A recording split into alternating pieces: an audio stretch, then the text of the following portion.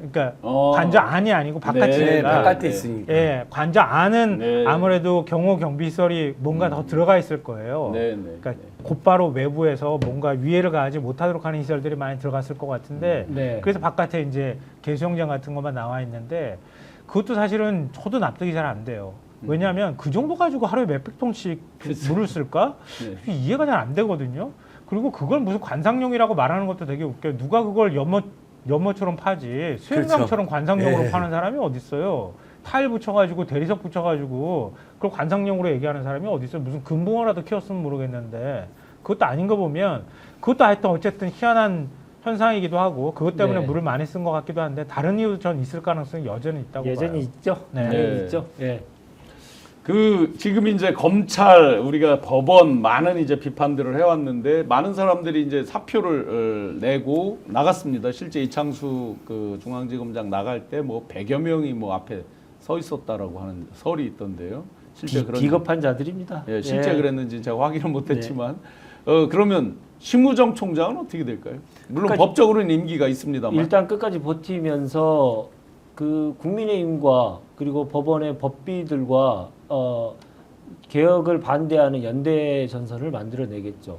그게 현재기에 있을 때 가능한 일이기 때문에 그러니까 의도적인 지금 스테이를 계속 할 가능성이 매우 크고요. 그래서 심우정이 어떤 역할을 하는지를 계속 예의주시하면서 뭔가를 할 겁니다. 뭔가를 네. 아무것도 안 할 수는 없는 것이고요. 할 거기 때문에 그걸 계속 감찰하듯이 지켜봐야 됩니다. 근데 지난번에 이제 윤석열로 바뀌었을 때 전현희 이 위원장님 같은 경우는 정말 이렇게 핍박받는 그게 국민적 공감이 있었잖아요. 네. 그러면 예를 들어 지금 뭐 소위 빵진숙이라고 하는 이진숙 위원장이나 예. 심우정이나 이런 사람들 만약에 그렇게 뭐 속된 표현으로 개긴다고 하듯이 이렇게 네. 버티고 억지로 버티고 한다 그래서 국민적으로 그게 어떤 불상 모드로 느껴지고 뭐 어떤 공감을 불러일으킬까요?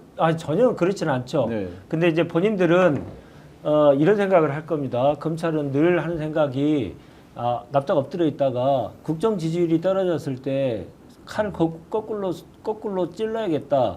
그 시기를 계속 보는 사람들입니다. 네. 그래서 국정 지지율이 그 변화 양태에 대해서 계속 관찰을 할 것이고 본인들이 지금은 이제 문매를 맞고 있기 때문에 납작 엎드리지만 다시 준동할 시기를 계속 저울질할 것이고요.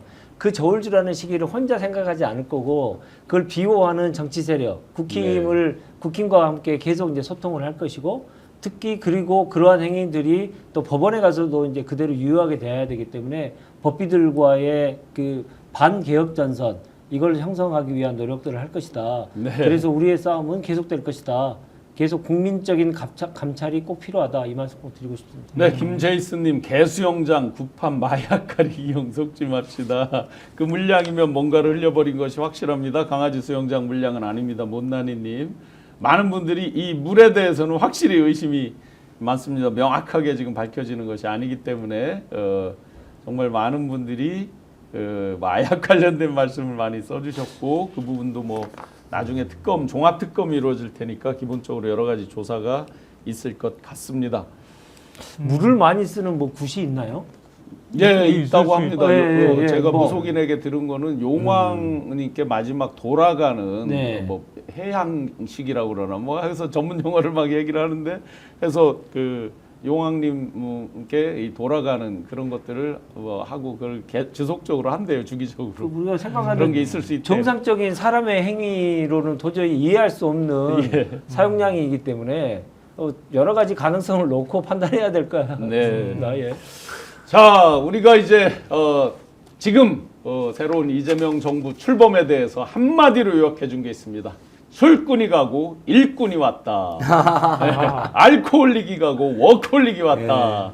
라는 말로 대변 아주 딱 하나의 댓글로 여러 말들이 있던데요. 이 말도 어떤 거 유행했잖아요. 보셨어요? 저는 윤석열은 출근 안 해서 뉴스가 되고 이재명은 퇴근 안 해서 뉴스가 그럼 된다. 이제 퇴근 뻥카를 보내야 되나요? 국민들이 걱정할까봐. 국민의힘 계열은 대통령들이 퇴임식을 못하고 우리 민주당 계열은 대통령들이 취임식을 못하고 있다. 진짜 그러네요. 뭐 이런 말도 나 이제 그러네. 술꾼이 가고 일꾼이 왔다라고 하는 것 국제사회가 인정해 줬잖아요. 예. G7에 초청받았다는 게 대한민국 국민, 그러니까 이재명 대통령에 대한 초청이지만 대한민국 전체 국민에 대한 존경의 표시입니다. 네. 왜냐하면 2017년도에도 문재인 대통령이 해외 갈 때마다 해외 정상들이 꼭 하는 말이 있어요. 대한민국 국민들의 저력에 대해서 정말 경의를 표한다. 그래서 당신과의 만남에 대해서 내가 많은 기대를 하고 있었다. 네. 그렇게 위대한 국민들의 대표로 뽑힌 대통령을 만나는 것에 대해서 많은 기대를 가지고 있었다. 그렇죠. 이런 표현을 실제로 1년 내내 들었습니다. 1년 내내. 그거는 대한민국 국민에 대한 존경의 표시잖아요. 그게 외교 현장에서 국익을 결정할 때 엄청난 많은 영향을 미쳐서요. 네. 우리 국익을 증진하는데 좋은 밑바탕이 되거든요. 네. 그래서 전 국민에게 전 세계가 G7 초청이라고 하는 선물, 대한민국의 전 세계의 모범적인 민주주의를 지키는 나라의 국민으로서 감사의 표시를 이번에 했다. 맞습니다. 이렇게 해석하는 게 가장 옳은 길인 것 같습니다. 바람결님 속도감도 짱, 효능감도 짱, 진짜 짱입니다. 2만 1000분 뜨겁게 함께 해주셔서 감사드리는데요. 야. 발목을 잡고 하면 초창기부터 잉크도 마르기 전에 발목 잡고 하는 걸 많이 보는데 지금 G7에 대해서도 황당하게 방탄용 뭐 외국 나가는 거 안 된다 뭐 이런 이제 황당한 사법 방탄용이라는 말도 하는데 이 와중에 초기에 제발 어느 정도 자리 잡을 때까지라도 발목 좀 안 잡고 하면 좋겠는데 이미 지금 비대위 국민의힘 비대위 위원장부터 엄한 소리를 하면서 지금 내분이 격화되고 있단 말이에요. 그럼 그 내분으로 인해서 또 국정을 발목을 잡을까 걱정인데 국민의힘 내분 지금 현상과 내용 어떻게 보십니까? 일단 국민의힘은 그럴 여력이 없을 것 같아요. 당권 싸움에 지금 정신이 팔려가지고요. 네. 지금 집안 싸움 하느라고 바깥에는 관심을 가질 여력도 없는 것 같고요. 지금 김용태 비대위원장이 일종의 폭탄 선언을 했거든요. 오늘 이제 2시에 국민의힘 의원총회를 하는데 아마 난장판이 될 가능성이 굉장히 높아요.